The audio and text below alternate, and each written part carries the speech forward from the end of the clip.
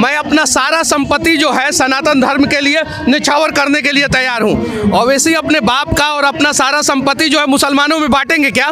वो बांट दें। वो जहाँ बोलेंगे, जो मस्जिद बोलेंगे वो मस्जिद खड़ा होकर मनीष कश्यप बनवा देगा। कोई बाबरी मस्जिद पे कुछ बोल दे, कुछ भी बोल दे, हम बोला कोई नहीं। क्यों नहीं बोल रहे हैं लोग? क्योंकि बाबर के औलाद नहीं है वो लोग। सब धर्म का सम्मान होना चाहिए, मुसलमान धर्म का भी सम्मान होना चाहिए। लेकिन कुछ लोग जो है बेवजह ओवैसी के नाजायज औलाद बनने का प्रयास करते हैं। काला दिन मनाने की बात कर रहे हैं ओवैसी साहब। तो ओवैसी तो उनका, जिनका दिल काला, वो काला दिन मनाएंगे। देखिए, कलाम साहब के नाम पे अगर मस्जिद बनेगा, उस मस्जिद के अंदर कोई जाके नमाज पढ़ेगा तो वो साइंटिस्ट बनेगा। बाबर के मस्जिद में जाके कोई नमाज पढ़ेगा तो वो आक्रमणकारी बनेगा, वो आतंकवादी बनेगा। तो आज जो है बाबर के नाम के मस्जिद की जरूरत नहीं है, आज कलाम के नाम के मस्जिद की जरूरत है। सज गया है पूरा अयोध्या, क्योंकि अवध में श्री राम आ रहे हैं और इस वक्त हम लोग अयोध्या में मौजूद हैं और हमारे साथ मनीष कश्यप जी मौजूद हैं। जेल से निकलने के बाद आप सीधा अयोध्या आ गए हैं, क्या कारण? और सबसे पहले तो आप लोगों का सवाल ही गलत होता है। अयोध्या में श्री राम आ रहे हैं, अयोध्या से श्री राम गए कब थे बाहर? श्री राम तो हमेशा अयोध्या में थे। हाँ, उनका मंदिर नहीं था, अब मंदिर भी भव्य मंदिर बन रहा है यहाँ पे, और यहाँ पे विकास भी हो रहा है। भक्तों का भीड़ जो है अनेकों जगह पे आप लोग देख सकते हैं, ये चीज़ है। तो राम यहाँ पे थे, राम यहाँ पे हैं और राम यहाँ पे हमेशा रहेंगे। कुछ लोग कहते हैं राम नहीं है और राम को हम कुछ नहीं मानते। देखिए, जो राम को नहीं मानते हैं, अब मैं अगर कह दूं कि कुछ शब्दों का प्रयोग कर दूं तो लोग बोलेंगे कि मनीष कश्यप अपशब्द का प्रयोग करता है। देखिए, जो राम का नहीं वो किसी काम का नहीं, और जो राम भक्त नहीं हो सकता वो रावण भक्त हो सकता है। तो अगर वो लोग रावण के औलाद होंगे तो राम को नहीं मानते होंगे। आप अयोध्या लगातार रह रहे हैं, पहले के अकॉर्डिंग क्या बदलाव देखने को लग रहा है अभी? आप देखिए, चारों तरफ घुमा के देख लीजिए, हर जगह बदलाव ही बदलाव। जहाँ पे पतली पतली सड़कें हुआ करती थी वहाँ पे आज चौड़ी चौड़ी सड़कें हो गई है। आज सिर्फ हिंदुस्तान का नहीं, सिर्फ यूपी का नहीं, हिंदुस्तान का नहीं, पूरी दुनिया का मीडिया का नज़र जो है अयोध्या पे है। इससे बड़ा बदलाव क्या हो सकता है? प्राण प्रतिष्ठा समारोह होने के बाद क्या ऐसा माहौल फिर अयोध्या का देखने को मिलेगा, क्या लग रहा है? देखिए, अब अयोध्या का इससे भी अच्छा माहौल होते रहेगा और लगातार माहौल बदलते रहेगा और अच्छा होते रहेगा।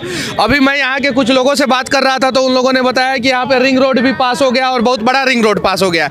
हम सिर्फ और सिर्फ धर्म से डेवलपमेंट कैसे हो सकता है उस पर मैं बात कर रहा हूँ। मैं यहाँ पे रिंग रोड पास हो गया है, जहाँ पे अगर आगे आप पुल पे चले जाइए गोंडा जाने वाले रास्ते पे, तो इस पुल पे रात में किसी को चलने का हिम्मत नहीं होता था, मर्डर हो जाता था। पूछिए अयोध्या के लोगों से कि डर के मारे जो है उस पुल पे रात में नहीं जाते थे।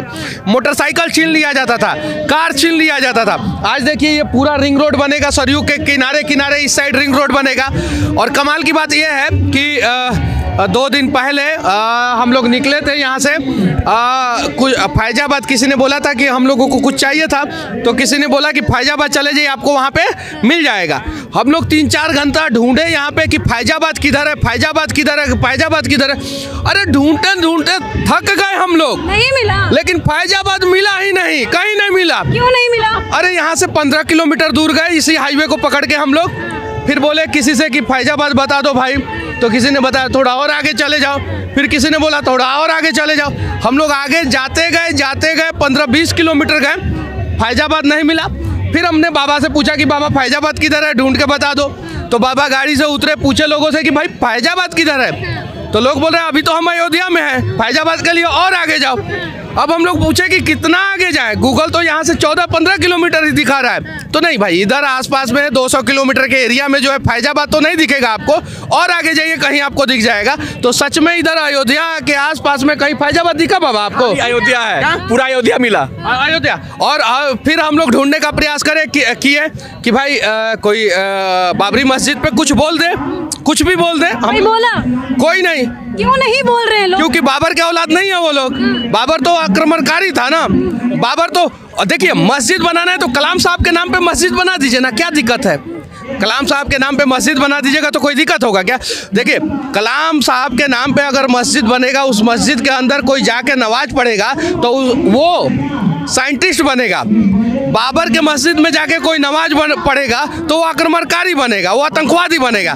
तो आज जो है बाबर के नाम के मस्जिद की ज़रूरत नहीं है, आज कलाम के नाम के मस्जिद की ज़रूरत है। और हमने बाबरी मस्जिद के समर्थकों को ढूंढने का प्रयास किया।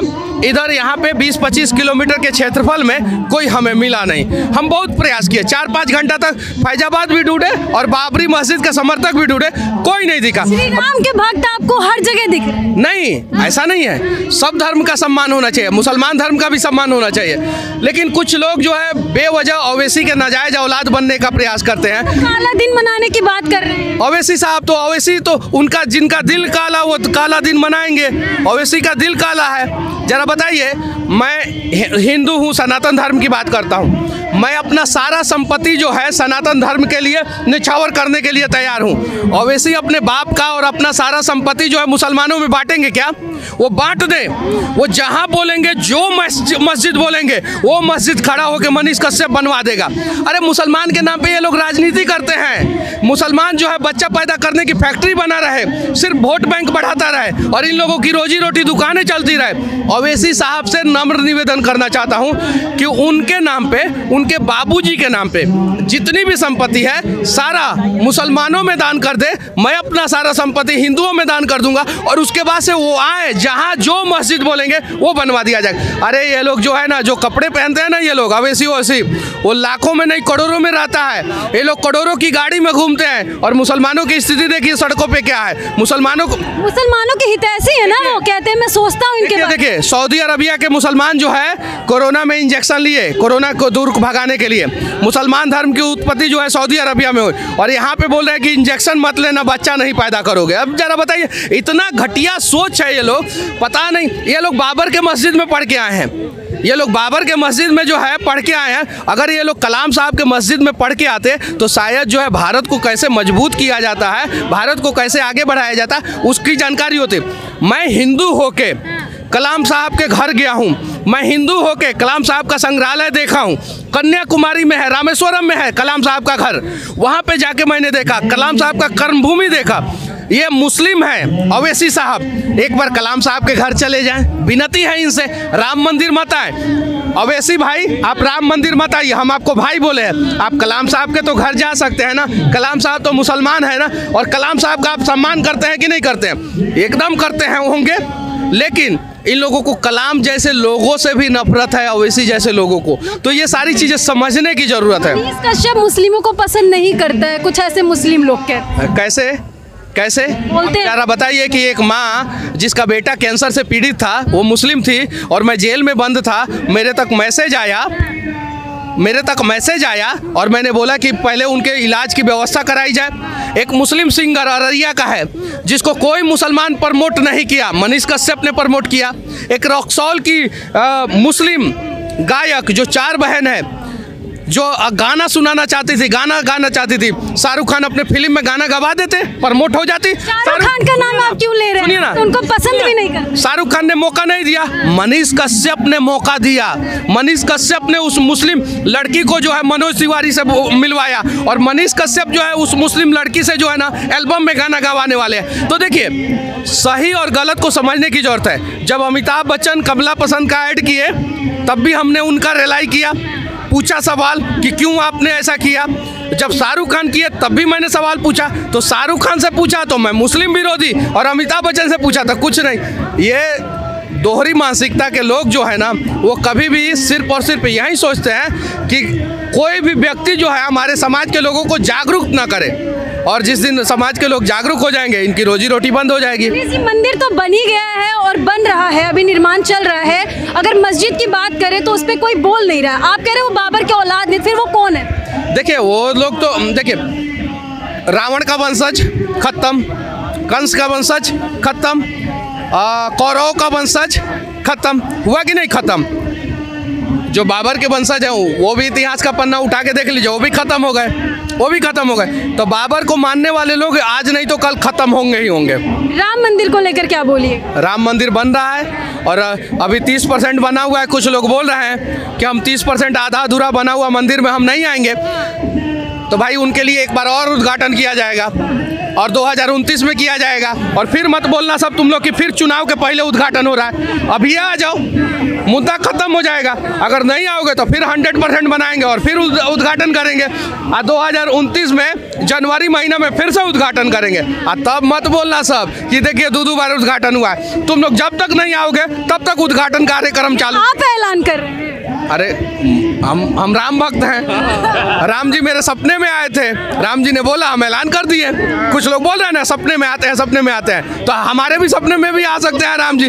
तो आ जाइए आप लोग, दर्शन कर लीजिए। नहीं दर्शन कीजिएगा तो राम जी सपने में आएंगे, हमें जो जो बताएंगे वो काम करेंगे यहाँ पे, और फिर से लगातार उद्घाटन का कार्यक्रम चालू रहेगा। आप भी राजनीति में जाना चाह रहे हैं क्या? लोग कह रहे हैं कि मनीष कश्यप राम मंदिर को लेके बीजेपी वालों की तरह एक एजेंडा बना रहा है। नहीं, मैं पहले से ही राष्ट्रवादी था, पहले ही सनातन धर्म की बात करता था। और 5000 में से 4000 वीडियो तो मैंने बीजेपी के खिलाफ बनाया। कहाँ बीजेपी मेरे ऊपर रहने से लगा दिया। आज भी जम्मू कश्मीर में आदि शंकराचार्य का मंदिर है, वहाँ पे सीआरपीएफ के जवान से मैंने पानी मांगा था, उन्होंने गर्म पानी दिया था। मुझे पानी पीने के लिए कहीं जगह नहीं दिखा, मैंने वहाँ पे जो है बड़ा सा पीने वाला जो है मशीन लगाया, जिसमें ठंडा, गर्म और नॉर्मल तीनों पानी आता है। तो हम लोग तो पहले ही से भक्त हैं, हम लोग आज सॉरी हैं। और हम किसी पार्टी की बात नहीं कर रहे हैं, हम उनकी बात कर रहे हैं जो सही काम कर रहे हैं। वो भी गलत काम करेंगे तो उनके खिलाफ बोलेंगे। लेकिन बीजेपी के साथ आपका ज़्यादा तालमेल हो रहा है, मिल रहे हैं, तो लोगों के मन में कुछ खटक रहा है। ऐसा कुछ नहीं है, कमेंट भर जा रहे हैं मनीष सर। ऐसा कुछ नहीं है, ऐसा कुछ नहीं है। कहने वाले को कहने दीजिए, हम लोग अपना काम करते रहेंगे। हम राष्ट्र के साथ थे, राष्ट्र के साथ हैं, राष्ट्र के साथ रहेंगे। अगर इन्हें लगता है कि राष्ट्रवादी लोग भाजपा ही हो सकते हैं तो इनको अपने दिमाग की इलाज कराने की ज़रूरत है। इनको अब जरा बताइए, राष्ट्रवाद का कोई भी बात करता है तो उनको ये लोग भाजपा ही कहते हैं, तो यानी आतंकवादी हैं ये लोग? यानी सही है कि नहीं है? ये लोग आतंकवादी हैं। किसी पे बात नहीं करते। चलिए ठीक है, अगले वीडियो में मिलेंगे और अगली बातें करेंगे। लेकिन आखिरी में मैं इस देश के चारों शंकराचार्य जी लोगों से मैं हाथ जोड़ के विनती करना चाहता हूं कि आप लोगों ने समाज को बहुत जागरूक किया है, और अगर आप लोग नहीं होते तो शायद जो है हमारा देश एक नहीं होता। विनती है आप लोगों से, आप लोगों को ज्ञान देने वाला मनीष कश्यप मतलब कि कुछ नहीं होता है, हम लोगों को कोई जानकारी नहीं, हम लोग अज्ञानी लोग हैं। लेकिन आप लोग ज्ञानी लोग हैं, उम्मीद है कि आप लोग आएंगे जरूर, उम्मीद है। हम लोग विनती करेंगे और सरकार से भी विनती करेंगे कि सरकार, शंकराचार्य नहीं झुकने चाहिए। वो लोग नहीं झुकेंगे, वो लोग क्यों झुकेंगे? वो लोग तो धर्मगुरु हैं, उन्हें झुकने की जरूरत नहीं है। सरकार आप लोग झुकिए और हमारे देश के जो 4 शंकराचार्य हैं उनसे वार्तालाप कीजिए, विनती कीजिए। अगर हो सके तो माफ़ी भी मांग लीजिए, कोई दिक्कत नहीं है। माफ़ी मांगने में जो है कोई गुनाह नहीं है, माफ़ी भी मांग लीजिए। लेकिन वो चारों शंकराचार्यों को बुलाने का प्रयास कीजिए, क्योंकि हमारे धर्मगुरु जब हम मतलब नाराज हो जाएंगे, जिन्होंने अपना पूरा जीवन समर्पित कर दिया, तो थोड़ा सा बुरा लगेगा। तो शंकराचार्य जी लोगों से भी मैं विनती करना चाहता हूँ, हाथ जोड़ के विनती करना चाहता हूँ कि हम अज्ञानी लोगों का गलतियों को माफ़ करें और अयोध्या आएँ। रामलला आप लोगों को बुला रहे हैं, 22 जनवरी को आप लोग आएंगे।